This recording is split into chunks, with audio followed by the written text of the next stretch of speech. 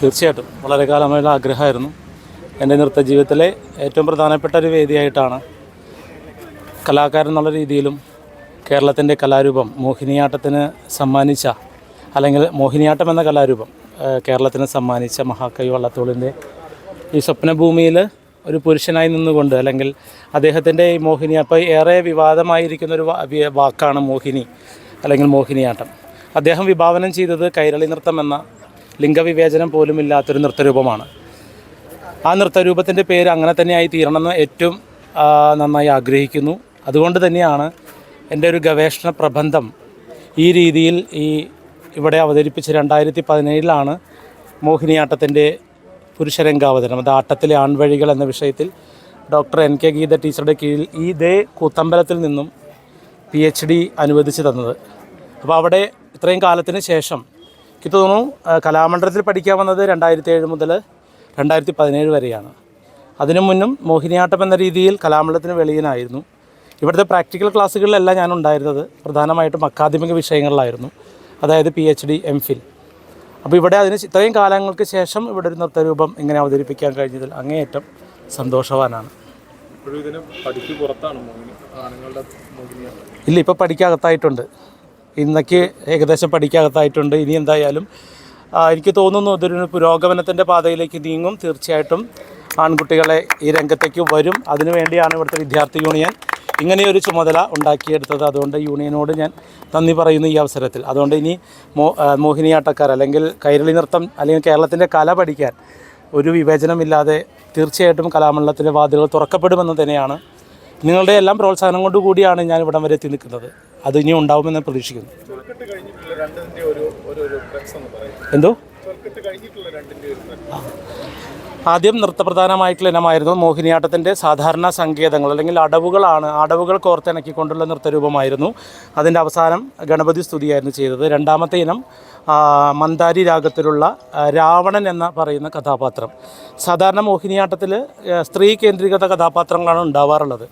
ഇതിൽ കുറച്ച് ഇപ്പോൾ ഞാനൊരു പുരുഷവേഷത്തിൽ മോഹിനിയാട്ടം അവതരിപ്പിക്കുമ്പോൾ എൻ്റെ ഭാഗം പൂരിപ്പിക്കപ്പെടണം എന്നുള്ളത് കൊണ്ട് തന്നെ പുരുഷ കഥാപാത്രത്തിന് പ്രാധാന്യം കൊടുത്തിട്ടുകൊണ്ടുള്ള ഒരു ഇതിവൃത്തമാണ് ഇതിൽ ചെയ്തത്. ഇതിൽ രാവണനാണ് പ്രധാന കഥാപാത്രമായിട്ട് വരുന്നത്.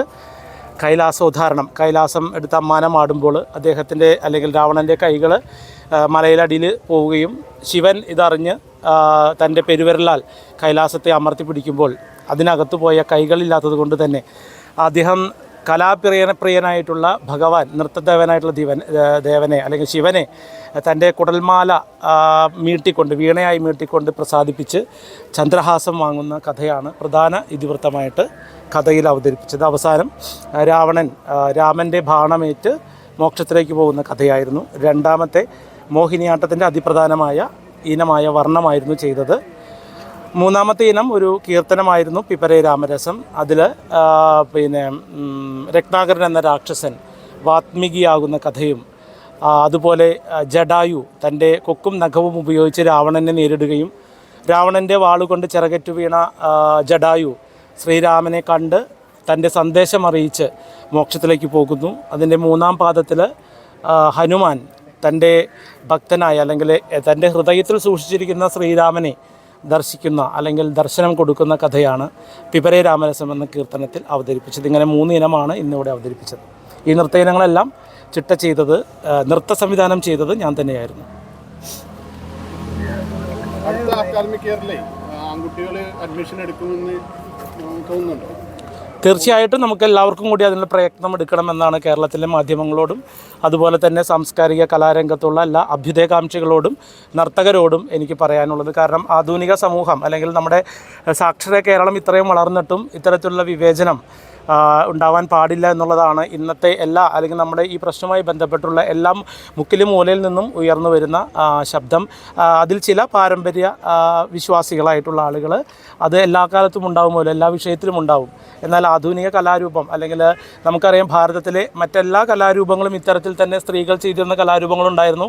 അതൊക്കെ മാറ്റപ്പെട്ട് ഇന്ന് സ്ത്രീയും പുരുഷനും ഒരുമിച്ച് രംഗവേദിയിൽ അവതരണം നടത്തി വരുന്നുണ്ട്. അപ്പോൾ ഇനി മോഹിനിയാട്ടത്തിലും ഞാൻ നേരത്തെ മുതൽ ചെയ്തു വരുന്നുണ്ട്. പുറത്ത് ഇനി കലാമണ്ഡലത്തിലെ അധ്യയന വിഷയത്തിൽ നർത്തകർക്ക് കൂടി ഉള്ള അവസരം ഉണ്ടാകണം. എന്നാലാണ് ഈ കലാമണ്ഡലം ശൈലി കുറേ കൂടെ പുറത്തേക്ക് വ്യാപിക്കാൻ കാരണമാകുമെന്നാണ് എനിക്ക് അതുകൊണ്ട് പറയാനുള്ളത്. ഇവിടുത്തെ വിദ്യാർത്ഥികൾ പ്രതിഷേധം ഉന്നയിച്ചപ്പോൾ സത്യഭാമ എന്ന് മാത്രം മതി, കലാമണ്ഡലം വേണ്ട എന്നുള്ള പ്രതിഷേധം അങ്ങേക്ക് അനുകൂലിച്ചുകൊണ്ട് തന്നെ പറയുന്നത്. അതിനെക്കുറിച്ച് ഞാനല്ല പറയേണ്ടത്, വിദ്യാർത്ഥികളാണ് പറയേണ്ടത്. വിദ്യാർത്ഥികൾ ഇങ്ങനൊരു പഠനം കൂടി വേണം, അതായത് മോഹിനിയാട്ടം ആൺകുട്ടികൾ കൂടി പഠിക്കണം എന്നൊരാവശ്യം മുന്നോട്ട് വെക്കുന്നുണ്ട്.